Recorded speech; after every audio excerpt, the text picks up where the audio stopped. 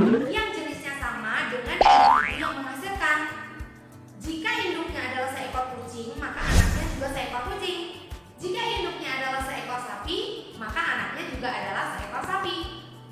Tujuan dari berkembang biak adalah agar mencegah jenisnya dari kepunahan.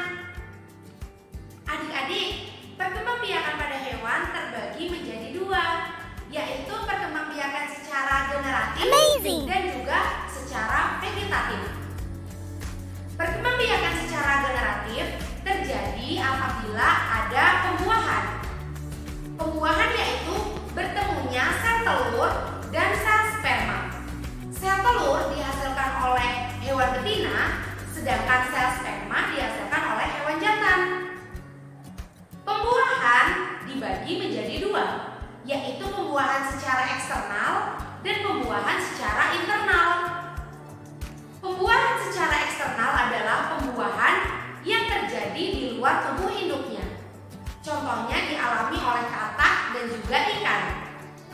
Yang kedua, yaitu pembuahan secara internal. Pembuahan secara internal terjadi di dalam tubuh induk. Contohnya, yaitu dialami pada hewan seperti unggas, mamalia, maupun reptil atau serangga.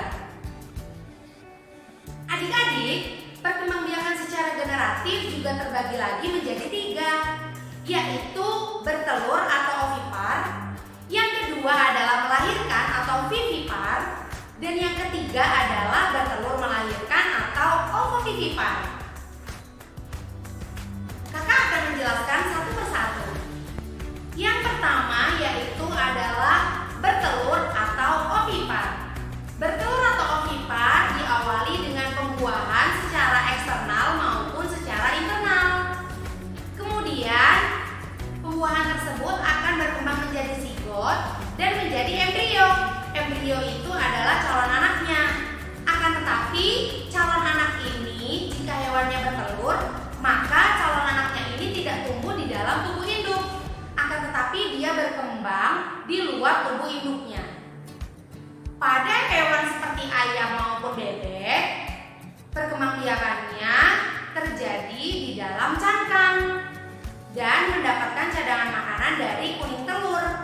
Sedangkan pada katak, ikan maupun serangga tidak memiliki cangkang. Ciri-ciri dari hewan ovipar yaitu yang pertama, tidak memiliki daun telinga, yang kedua, tidak memiliki kelenjar susu, dan yang ketiga, telurnya dierami oleh induknya atau diletakkan di suatu tempat hingga telur itu menetas. Contoh dari beberapa hewan ovipar, yang pertama ada sejenis kelompok unggas. Kelompok unggas itu ada ayam, ada bebek, dan juga ada angsa. Kelompok yang kedua yaitu kelompok reptil. Kelompok reptil ini ada kura-kura, ada penyu, dan juga ada buaya. Dan kelompok yang ketiga yaitu adalah kelompok ikan.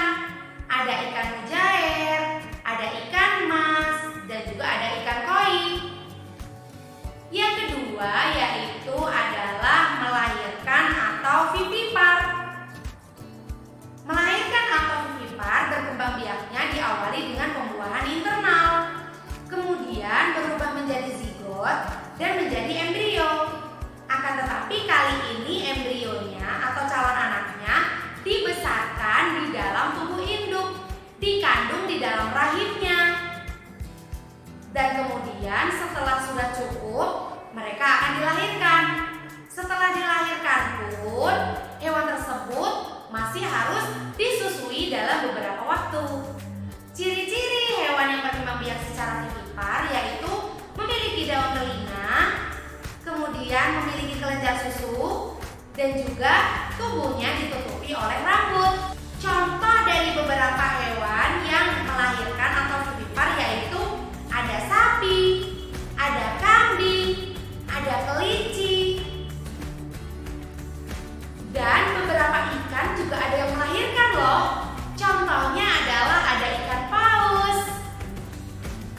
Nah, yang ketiga yaitu bertelur melahirkan.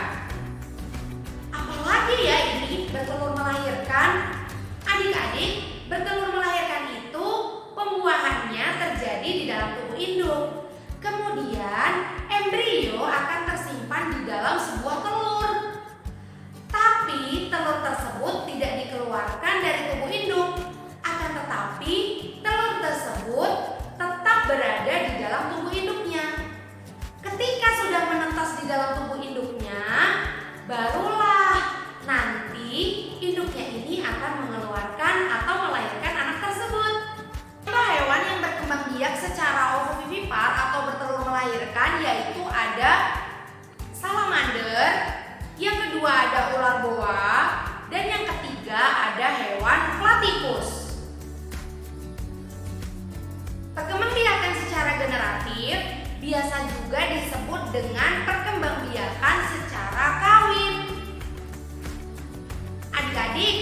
kita lanjut perkembangbiakan yang kedua, yaitu perkembangbiakan secara vegetatif.